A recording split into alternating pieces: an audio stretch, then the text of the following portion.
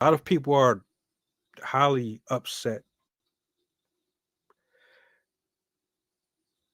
I don't know how much you guys are familiar with this story. Basically, it was a sequence of getting punched in the chest, and when it was his turn, they hit him so hard that he actually dropped. Uh, they got him to the hospital. They couldn't resuscitate him. I'm leaving out portions. There's bits of details within this too, but ultimately his injuries were the cause of the punch itself. Uh Tragedy, real heartbreaking, man. Carol, since you haven't been here in a while, so I want to hear from you first, and then we'll go to Sydney. Did you hear about this? Uh, how do you feel about this? Your initial thoughts?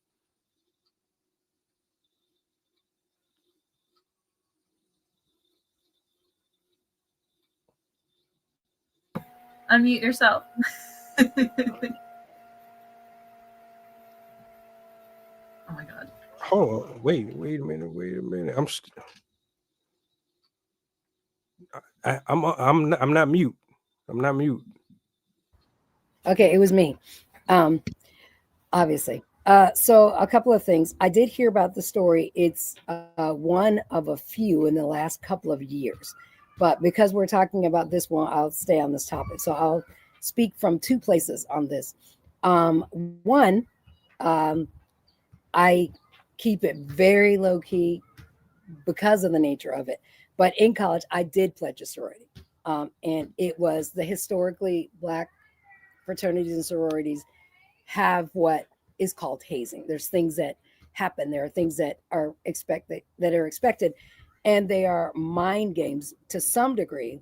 But for some of the fraternities, it's not just mind games. It is very physical, um, and it gets to the point where you have a group of individuals that have a lot of testosterone and not a lot of maturity, egging each other on to this level that they don't understand. So it's by the time they got to him, they're amped. Somebody's amped at that point.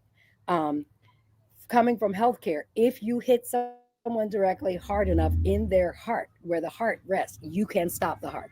That will stop it. Um, I don't know if that's exactly what happened there, but I do know that from my time, at the time that I was rushing to decide if I wanted to be a part of the sorority, there were some things that they offered, and there are some similarities to people who join cults. Um, I wasn't looking to belong because I didn't feel like I belonged because I was a student athlete, so I already had my team. But they offered some things that seemed to align with my values. So it was community service, it was those things. So when we were rushing or looking at these things, it was looking at those values. What you don't know at that time is that to get to that place, to be a part of this particular group, there is a process and there are steps. And there's a point where you have to decide, is this what you want? Is it, can you do these things without this group, or can you do this with another group, or are you so indoctrinated at this time that you will do anything to stay with this group? And there are things, for instance, we could not date. Like, you couldn't have a boyfriend, you couldn't be seen with boys or men, whatever. I mean, we were kids, but I mean, it was college. We couldn't wear certain colors. We had curfews. We had phone calls that we had to do. We had certain places that we had to be, and we all had to be. And this was 1983 or 80, I think it was 84. So we had to do these phone calls, and we're all what we call online, and everyone has to do these phone calls at the same time. Well, that is impossible.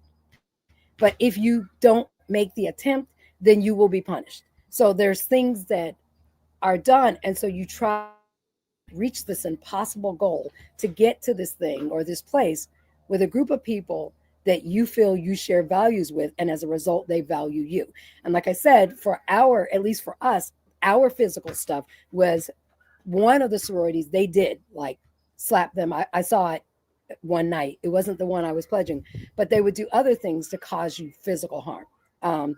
They would play mental games, and you had to get through all of this to be considered a part of this fraternity or sorority. And there is a point where, like I said, depending upon how you're predisposed, if you are what's considered a legacy, because keep in mind, these fraternities, whether they're the Divine Nine or whether they're not, there are traditions that have gone on for years. And so if you have possibly a parent or a family member, then the expectation is the same for you. Like if they did it, you can do it. And so you will continue at your peril to some degree. Unfortunately, it can happen, and it has happened more. In my case, I just got to that place where it was, I didn't feel like our values were aligned anymore, in the sense that if our values are aligned, then why is this necessary?